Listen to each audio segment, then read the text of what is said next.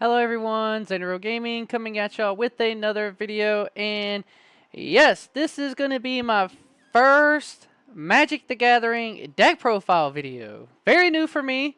If you didn't know, I do play Magic. I just don't play Magic very often, but I am a huge Final Fantasy fan, much like a lot of other people I'm sure who are, currently getting into the game of Magic. And I think that a lot of people are getting into it because of Final Fantasy. And like I said, I've played before. I've dabbled in it. I've not been like a humongous Magic player. But I love a lot of things. Final Fantasy, Lord of the Rings, and Bloomburrow. So those three sets are pretty much what most of my decks will be made out of. There are some cards I've gone out of my way to, add to certain decks. But this is by no means like a crazy competitive build of the deck. This is just literally me taking cards to throw into the deck. I did buy the Commander precon and then just threw in some cards I thought would work well with it. But most of my decks will stay on theme for the most part with Lord of the Rings cards, Final Fantasy cards, and Bloomburrow cards. Other cards that I added in there are probably just singles I picked up. And all of these arts don't actually represent, each card that I currently have, in the game. But I am very, very new to Architect. If you guys recommend a different one to use, I will do that. I do think that Architect has been, working out for me so far. Dang, there we go. But that'll probably be a little bit better. There we go. So you guys can kind of see them a little bit better. But obviously, Commander decks have, 100 cards in them with your Commander 99. So I'm not going to go over every card. Everyone knows what Cloud does, but if you don't know, he is a legendary creature, human soldier mercenary. It costs you 2 mana and then a red, a green, and a white, and he is 4/4. He will come down with haste, which is super awesome, so you'll get to use him right away, which is really, really good. And then he says, when Cloud enters, attach up to 1 target equipment you control to it. Whenever Cloud attacks, draw a card for each equipped attacking creature you control. Then if Cloud has 7 power or greater, you create 2 treasure tokens. So we want to get Cloud down after we've played out a couple of different artifacts onto the board, our equipments to be able to attach to him, since we'll get to attach one for free. One thing to note, it just says whenever he enters, so if you have ways to, you want to go down the route to flash him out, back and in. I think I have like 2 instances of that, being able to get him off the board and back. It's not really something I focused around, but he is really, really strong. You're going to swing really, really big with him, and then hopefully create some treasure tokens. I think that it is awesome that he has haste. That makes it feel like every time you bring him down, you equip something to him immediately. He has haste, and you get maximum value from this commander. Whereas I think if they didn't give him haste, it wouldn't be very good, right? But he is really, really strong. I think that this version of the deck I have is considered to be bracket 3, only because I have one expensive card in here, I think. It was a card I had. Like I said, I don't know all the staples in Magic too much. So I have a Smothering Tithe in here. I don't have that art of the Smothering Tide. I have a different art, but I don't know how to change the arts on this yet. But I do have a Smothering Tide. It's definitely not that art. That is very expensive. I don't think I spent that much on that card. But it is a pricey card. I think that is what makes jump this deck up to be an upgraded precon, I guess. But I did obviously add other cards too, right? But we want Cloud to get equipment attached to him. So we run a lot of other cards that let him do those things, right? Obviously, one of the best cards that you can put on him is his Buster Sword. It is actually a very, very iconic item in the game. And just the people in general, they're always seeing him with that. In most story scenes, you see him with the basic Buster Sword. But in the lore of the game, the Buster Sword actually, don't come at me, y'all. It's not a good weapon. Like, you get rid of the Buster Sword easy. Like, you don't think about the Buster Sword. But I think it just has to depend on how iconic the actual weapon is. And it is a really Buster Sword card. It costs 3. It equips for 2. But Cloud would let you equip it for free, right? Equipped creature gets +3/+2, which puts him out that 7 threshold, which is what helps make it work so well. The synergy with this card and him, it was like it was meant to be or something, right? But it is such a good card. And this says whenever equipped creature deals combat damage to a player, you draw a card, which is awesome, refilling your hand up. We do have a good bit of instances of draw in the deck, even though that it only says 2. I don't know how this determines that, to be honest, but there are different ways to, you know, cycle out cards. But then you may cast a spell from your hand with mana value less than or equal to the damage without paying its mana cost. This is busted. This is the best combo you want in the deck. Having this and him out on the board lets you be able to play out other spells from your hand for essentially free. Because if it gets through all the way, you are going to be able to play something for 7. And spoilers, we only have like, I think 2 cards in the whole deck that end up even costing 7 at all. Which is the Lifestream's Blessing, which is an instant that says draw X cards, where X is the greatest power among creatures you control. As you cast a spell, if this spell was cast from exile, you gain twice X life. It does have Foretell. In most instances, you're just going to play it down for that draw effect. So you swing with Cloud, and then you get to then, you know, draw all those cards. That is so good. You swing in for 7, draw 7 cards. Great combo. Just one of the combos you could do. Where's the other big card I have here? I think it was a creature. The Gilgamesh. Yeah, so I have a 6-drop Beatrix, which is a card that you can get from the Final Fantasy... I think this one's in the standard deck. I want to believe it's in there. It could be in the main set. Don't come at me. I'm pretty sure it came in the structure deck. The standard one. So you got to take her out of there to get it. But this card is really, really good. She costs 6 for a reason. But we could play her for free from the 7, right? I'm just trying to go through some noticeable cards that you could play by doing the same damage. She has Vigilance, and then at the beginning of your combat of your turn, you may attach any number of equipment you control to target creature you control. I commend your courage, but I will show you no mercy. Because when you see her in Final Fantasy IX, obviously she shows up ready to beat you up. You can't beat her when you first see her, which shows how strong she is. She bodies you big time. And it definitely ends up being a amazing female character for the game. Really, really cool.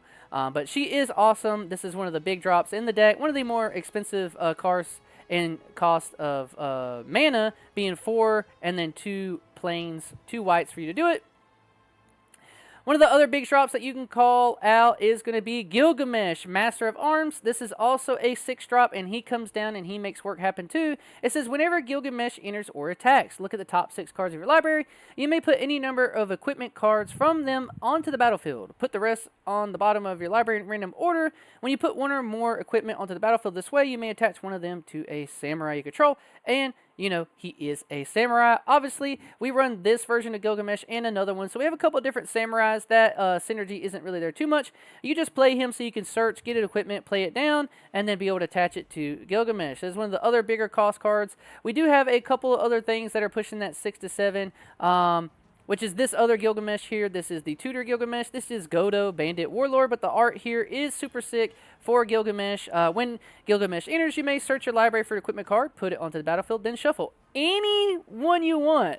By the way, so if you haven't gotten the Buzzer Sword yet, Gilgamesh can let you go get it and put it onto the battlefield. And he says, whenever Gilgamesh attacks for the first time, each turn, untap it in all samurai you control. After this phase, there's additional combat phase. So I don't have a lot of instances, sorry, my nose is bothering me, of getting additional combats. I know that that is a way that you can go through this, but like I said, I built this myself. I didn't put a ton of searching the webs into it to throw cards in it. I just threw a lot of my favorite Final Fantasy cards from the set and then a couple other random cards I had.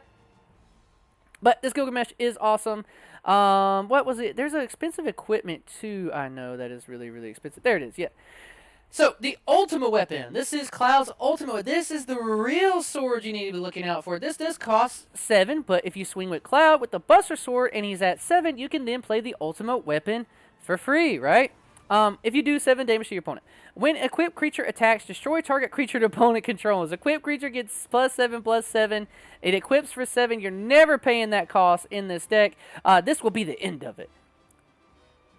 This is at the end where you beat Sephiroth in the game. Spoilers, by the way. This is that scene where he changes to that final form.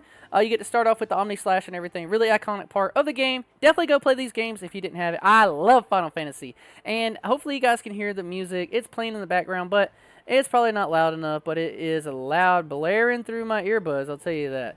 And I'm enjoying every minute of it. But that is some of the notable high mana cost cards. I wanted to show you guys just how good it is to cheat some of these big things. I do want to just go through and randomly touch on some, noticeable cards. I will go through maybe each card kind of quickly and touch on the ones I think are really, really cool. I do think that this Barrett Wallace here is a good addition to the deck. He is super cool in it. This is from the main set, or maybe the standard deck as well. It has reach, which is really important in the deck to have someone who can get some of these flying creatures that can get around you.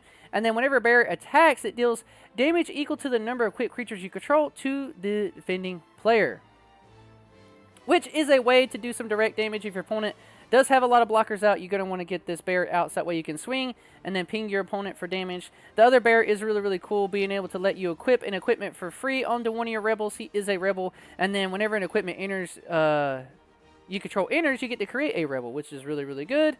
So he then lets you get other sources to be able to do it. We've already went over the Beatrix. We have a couple other things. Buhangin, Sid. This card comes up a lot too because during your turn he has flying, which is really, really good. We do have the Cloud Midgar Mercenary from the set. This one's really, really good. This Cloud is super important because it says when Cloud enters, search your library for an equipment. Any equipment you want, right? Reveal it and put it to your hand. This shuffle. All of our equipments do very different things. I try to make all of the equipment I have on this list. I will make sure I post this at the end of the video for everyone to look at and a link to it, but you want to get what you're missing. Obviously, you want the Buster Sword and the ultimate weapon, but then from that point on, you kind of just go to whatever helps you out in the situations, right? As long as Cloud is equipped, if an ability of Cloud or an equipment attached to it triggers, that ability triggers an additional time. So when he's equipped with stuff, you get to get multiple instances of all these triggers of your equipments. We also got Cloud, Planet's Champion. This is obviously from the starter deck that is the standard one. And then this one says, it's not over yet. This isn't the end. I love the flavor text. So cool. I don't have a cool voice like Cloud, but he does cost 5. He is kind of costly, but you can play him for free. Maybe, right? And even then, you don't care if you play him down because it says during your turn, as long as Cloud is equipped, it has double strike and indestructible. So they're going to have an issue getting rid of this one, even though it doesn't have haste. We do have a couple ways to give it haste, so don't worry. Equipped abilities you activate that target Cloud cost 2 less, so then you're able to put the Lightning Greaves and a couple other things on him to give him maybe haste and some form of protection so he doesn't get killed. We've already went over the Gilgamesh. We have Giot, King of the Dwarves, very cool card. The Hella Trooper, giving you flying and letting your equipments cost less. A notable card I did add is Lightning, Army of One. I did get one of these. And yes, you could build a Lightning deck, but dude, she is so good in the Cloud deck because it's just such a powerful card. Anytime this got played this past weekend, I didn't play with this deck a ton. Actually, I had other people playing with it because I wanted to see how other people play the deck and how consistent it was, and it did work out to be very, very consistent. I think the main guy who I let play this a ton, shout out to him, he, I think, ended up winning like 3 of the 5 games he played with the deck, and he's never even played Magic before. Like, we literally taught him how to play Magic. He played this deck a bunch. I think he won 3 of the 5 games he played. It could have been something like that. But when Lightning came down, I was at the table, and other people were asking, like, what is that doing in the deck? I was like, well, I pulled it, and she's awesome, and she's in the color. She's red and white, only costs 1 other. She's throw her in the deck, right? First Strike, Trample, Life Leak. This is also a very popular commander. You're going to see a lot of people playing Lightning, but she goes really good in this deck too. Lightning, it flashes bright, then fades away. It can't protect, it only destroys. That is her flavor text, and she has Stagger, which is so strong. When Lightning deals combat damage to a player, specifically, it has to be damage to the player. Until your next turn, if a source would deal damage to that player or a permanent that player controls, it deals double that damage instead, which is really, really good if you can get through with Trample on her or someone else. Now you're hitting the player for the damage, and then if you didn't, you can also then hit, when you hit their creatures, the way it's worded, you could do double if you did hit the player that turn, which is really, really good. And this helps put the target on someone else's back, because when you're playing Cloud and you start having these equipments down, they're going to be scared of you, right?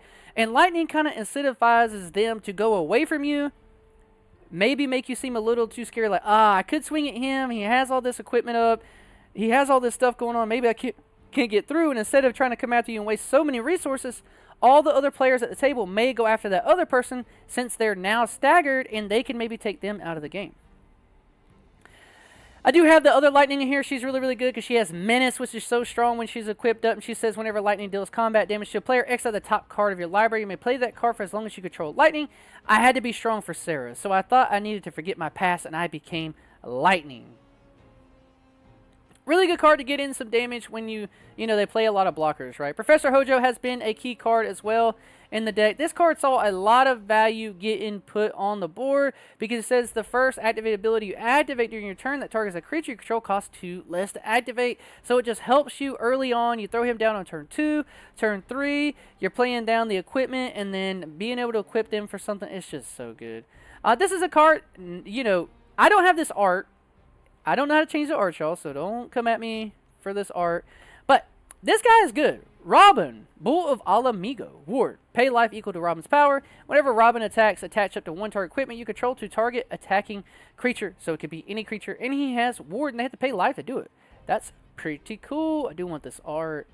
Red 13, one of my favorite characters, Final Fantasy 7. He is really, really cool, too. Like I said, I don't want to go over every card.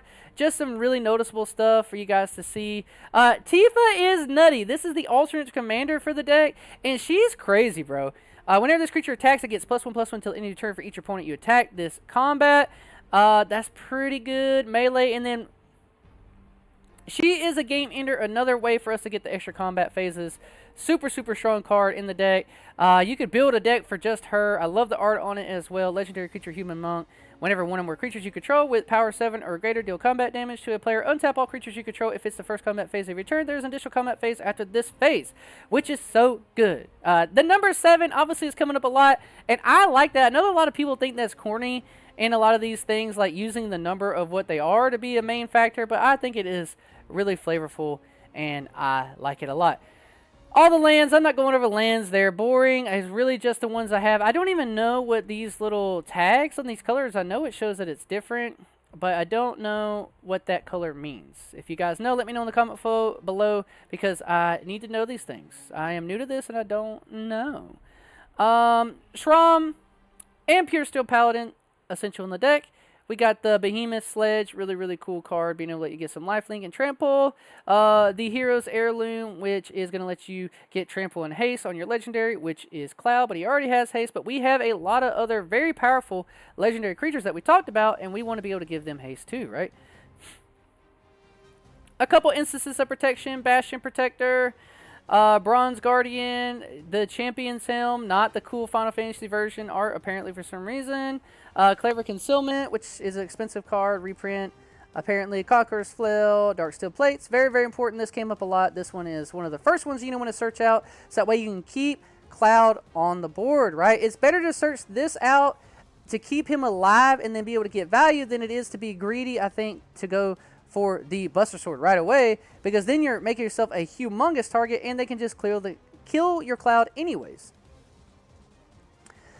Leyline Axe, Hero's Blade, Gimli's Axe, Colossus Hammer, Blacksmith's Talent. Like you can see the love I have for Bloomburrow, and I think that this card is slept on. If a lot of people probably just looking up random builds to build, and like I said, I'll be bringing into my deck profiles and a lot of things I do for Magic, Bloomburrow, Final Fantasy, and Lord of the Rings cards into every deck I play, because those are the sets I care about. And this Blacksmith's Talent is actually really good in Cloud. In any of your equipment decks, you guys should run it. If you don't know what it does, it only costs 1 for a class. It costs 1 mountain, 1 red. When Blacksmith's Talents enters, create a colorless equipment artifact token named Sword. With equipped creature gets +1/+1 and equip 2. So this helps elevate the start of your turn. You go turn 1, play the mountain, play this. You have an equipment out already. You're already ahead of the game. And it gets better because you can pay the 3, 2, and a mountain. At the beginning of your combat of your turn, attach target equipment you control to up to 1 target creature you control. So then you can put that sword on someone or any of your other equipments for free. But just once the turn, that's not really that big of a deal. It is really, really good. But you could also upgrade it even further, and it says during your turn, equipped creatures you control have double strike and haste. So it gives you value throughout the game, and I love this one. This is a really good card for the deck. Really throw it in your decks and let me know what you guys think about it. I love that card a lot. I love the Gimli's Axe for flavor with Lord of the Rings. Legendary. If it's legendary, it has Menace, which is really, really good. But going through some other things, I think Cloud's Limit Break is really, really awesome. I love the art on it. Obviously, for some ramp, Arcane Signet, Cultivate, the Felwar Stone. Oh, I'm messing it up. I think you're supposed to go through it this way then. Oh, there it goes. That works better. Soul Rain. The Smothering Tide. Don't at me. I just had one through in there. Not trying to go crazy and make this like a competitive commander deck. It's still for fun. Rampant Grove, Professional Facebreaker, Aspiring Statuary, the Felwar Stone, and Unfinished Business. This was a really cool one. Return target creature from your graveyard to the battlefield, then return up to 2 target aura and or equipment cards from your graveyard to the battlefield attached to that creature. So this is some recursion into the deck. It does cost 5, but it is really, really strong if, say, you can bring down a Gilgamesh, get his ETB to do all his stuff, get this thing, equip it with more, give it haste. You can do all kinds of... This card is crazy good. I'm surprised the card's so cheap. I traded for it this past weekend. Someone told me I needed it, and I listened to him. But that is the deck profile. I will put a picture at the end. I have had so much fun watching this deck get played. I love Final Fantasy. This is the first, Magic the Gathering video I'm doing for you guys. Hopefully the guys at shop appreciate this too. I'll get better at doing them. I just started uploading my decks to Arcadeck literally this week, and it is a lot of work, but I think it'll help me keep better track of my games, and I do look forward to making more Magic the Gathering, Final Fantasy, Bloomburrow, Lord of the Rings kind of content for you guys. It is funny, though. I've been going around saying and asking people if they want to play Final Fantasy instead of Magic the Gathering. Just joking around. But I'm having a lot of fun with this. I'm so happy that Final Fantasy is getting some love. Go and play the older Final Fantasy games if you haven't. I promise you they're amazing. If you're someone who's never played Final Fantasy before, I think that 7 is a pretty decent place to start. It won't feel too old. It'll feel really cool if you really want to. But any of them are really, really good. Maybe we stay away from like Tactics as a first one, or maybe 12. A couple of those like that. But leave it in the comments below. What is your favorite Final Fantasy commander that you're building? I'll keep making more for you guys. Just stay tuned, and I appreciate everyone, growing with me on the channel and, being cool that I try to do like random stuff like this. But I am super excited about Final Fantasy and Magic. It's gotten me all the way in on it. If I can mess with the camera to show y'all my desk, it's full of cards I'm trying to put up here. But I appreciate y'all hanging out with me today. Leave the video a like, subscribe to the channel. Let me know what y'all want to see coming in the future for Magic the Gathering. And I have a lot of things planned for it, so stay tuned. Peace.